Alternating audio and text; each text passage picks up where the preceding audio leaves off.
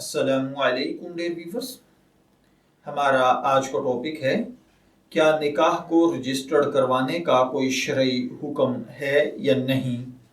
ये एक सवाल है जिसमें एक भाई ने पूछा है, क्या निकाह हो जाने के बाद इसको रजिस्टर्ड करवाना शरई तौर पर ज़रूरी है या नहीं।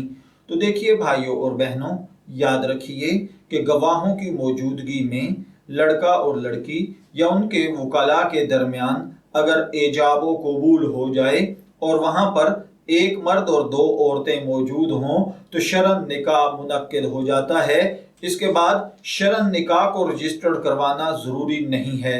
अलबत्ता पाकिस्तानी कवानीन या इंटरनेशनल कवानीन के मुताबिक मुस्तकबिल में पेश आने वाली कानूनी पेचीदगियों से बचने के लिए निकाह को रजिस्टर्ड करवा लेना चाहिए, क्योंकि बाद में ऐसी बहुत सारी परेशानियां और कबाहतें पेश आती हैं जिनमें आपके पास निकाह का सबूत होना ज़रूरी होता है।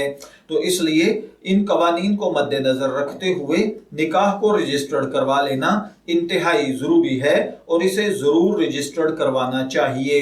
मैं दुआगो हूँ कि अल्लाह ताला हमें इन बातों को समझकर इनके मुताबिक अमल करने की तौफीक अता फरमाए।